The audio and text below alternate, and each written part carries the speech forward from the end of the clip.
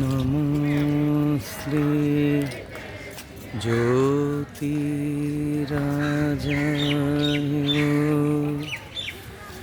বিবেকানন্দ শূরয়ে সচ্চিৎ সুখ স্বরূপায় সামিনে তাপহারিণে নমো শ্রী জ্যোতিরাজায়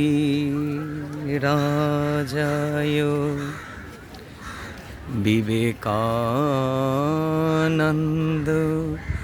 শূরয়ে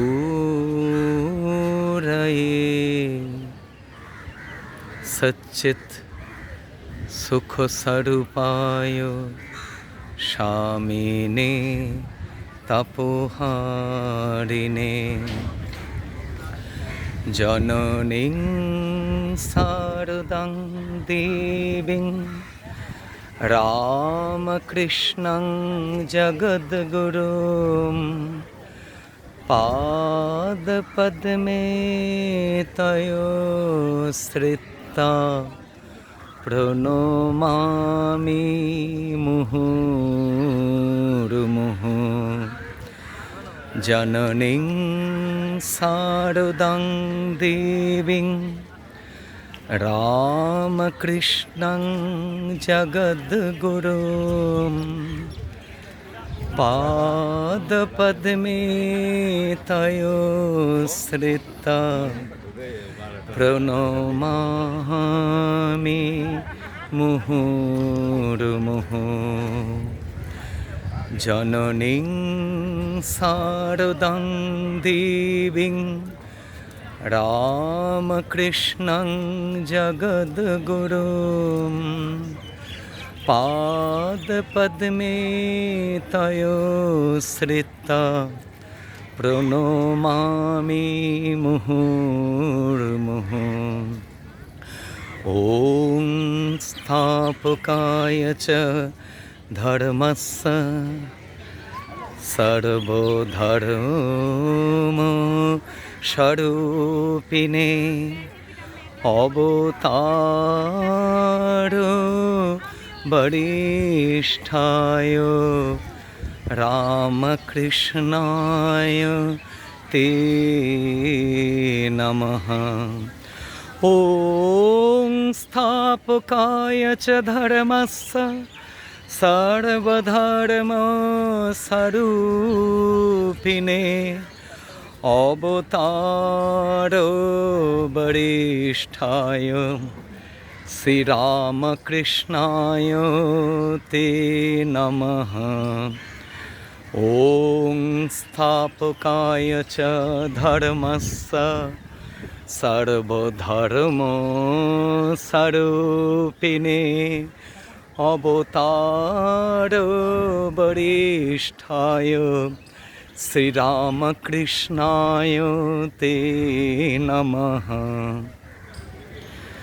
এই বছর আমি আমার জন্মদিনে কোনো ভিডিও করিনি বা কোনো লেখাও লিখিনি, লিখে ফেসবুকে পোস্ট করিনি।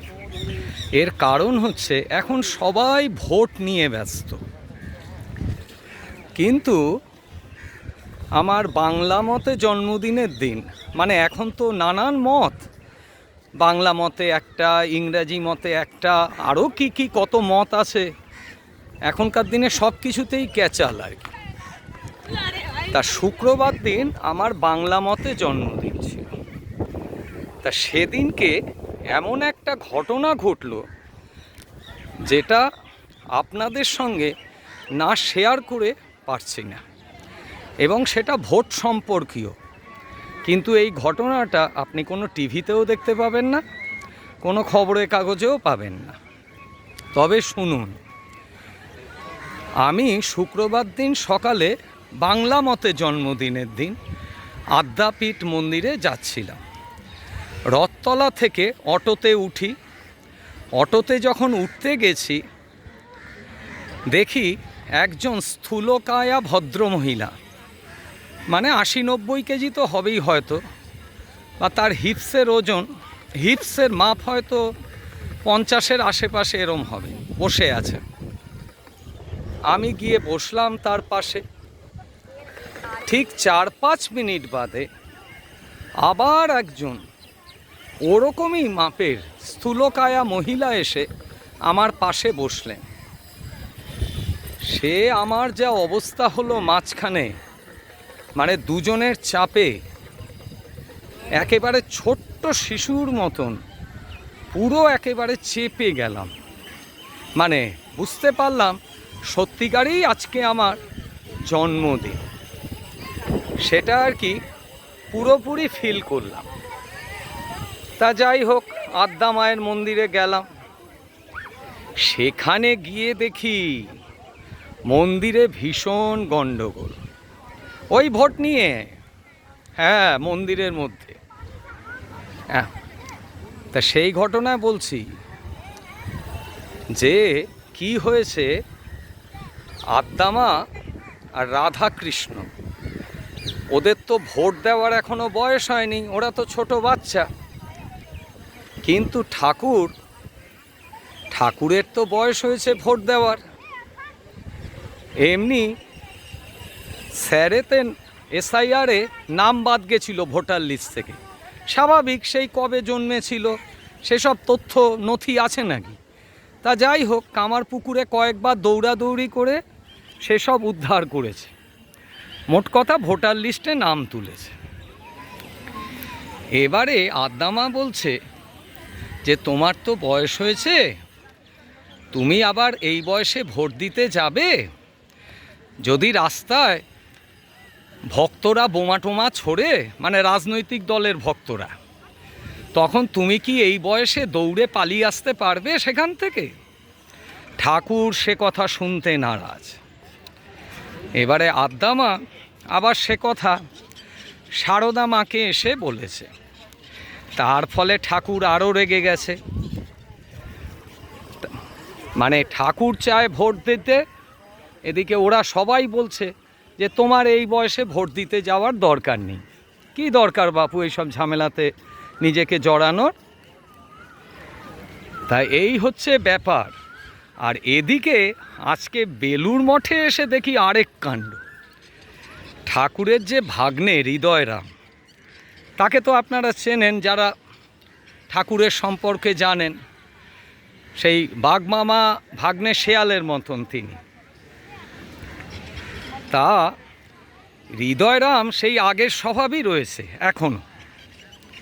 কোন রাজনৈতিক দলের কাছ থেকে কি উৎকোচ পেয়েছে, কি পেয়েছে কে জানে, ঠাকুরকে বলছে মামা তুমি এই দলকে ভোট দাও, যদি ভোট দাও। ঠাকুর বলে যে ধুর শালা, আমি তোর কথা শুনে ভোট দিতে যাব কেন রে? আমি যদি ভোট দিই আমার পছন্দের প্রার্থীকে দেব, পছন্দের দলকে দেব। শ্রীরামকৃষ্ণ পাঠশালায় ব্যাকবেঞ্চার, যাকে বিবেকানন্দ গবেষক শঙ্করী প্রসাদ বসু বলেছে, প্রতাপচন্দ্র হাজরা, সেও তো কম যায় না। সেই প্রতাপচন্দ্র হাজরা সেও এই ভোট যুদ্ধে এসে উপস্থিত হয়েছে। সেও তার সেই আগের স্বভাব, মানে কোথায় আর কি পাওয়া যায়।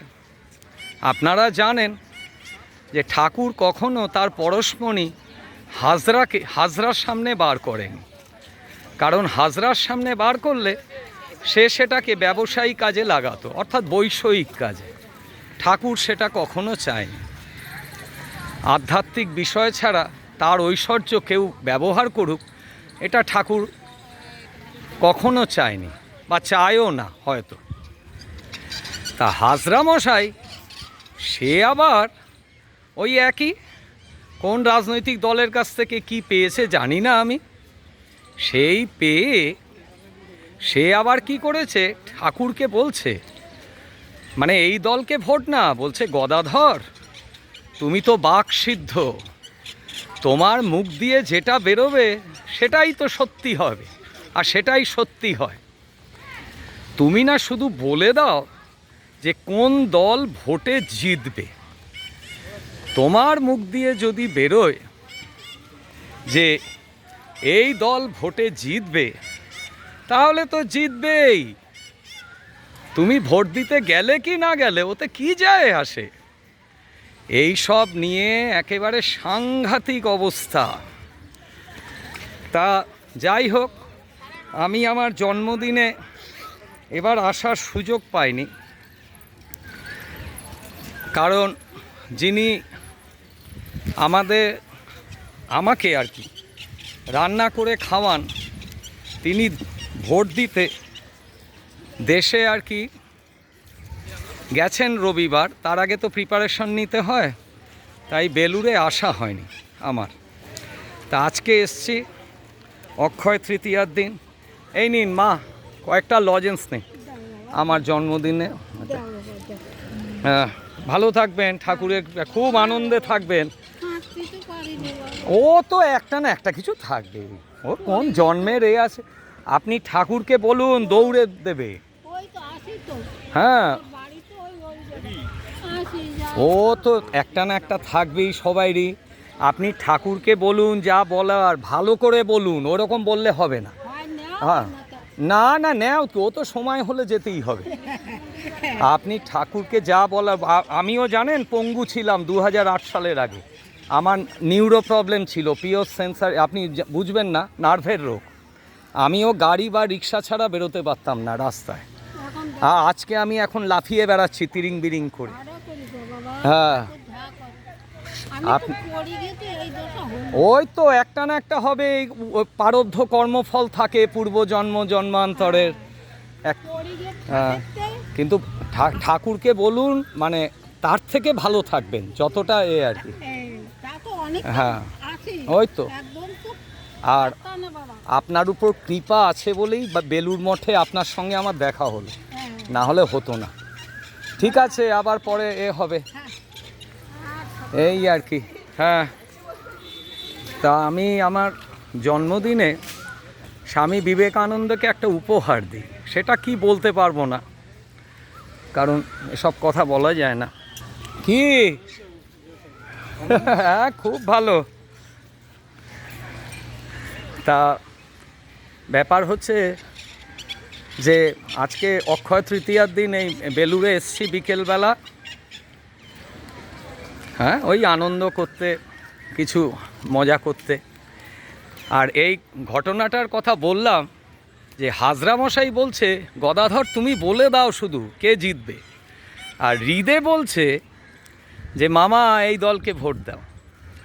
যাই হোক, ওদিকে আদ্দামা সারদামা সবাই আর কি ঠাকুরের ভোট দেওয়ার এগেনস্টে, বলছে এই বয়সে ভোট ঠোট দিতে যেও না, কী প্রয়োজন। এই সব নিয়ে ক্যাচাল চলছে, সে কথা আপনাদের জানালাম। এই খবর কোথাও পাবেন না। সবাই খুব খুব ভালো থাকবেন, খুব আনন্দে থাকবেন। আপনাদের ভালো থাকা মানে হচ্ছে অনেক ব্যাংকে টাকা থাকা, আর আমার ভালো থাকা মানে হচ্ছে আনন্দে থাকা। এটাই হচ্ছে সমস্যা। আমি আনন্দে যে আছে তাকে বলি ভালো আছে। আর আপনাদের বেশিরভাগ মানুষের ভালো থাকা হচ্ছে যার অনেক টাকা আছে। ওই জন্য কেউ চুরি করেই টাকা করুক, যোগ্যতা দিয়েই করুক, আপনারা ওই টাকা নিয়েই সারাদিন কথা বলেন। আমার ওটায় হাসি পায়। যাই হোক, সেটা অন্য প্রসঙ্গ, রাখছি।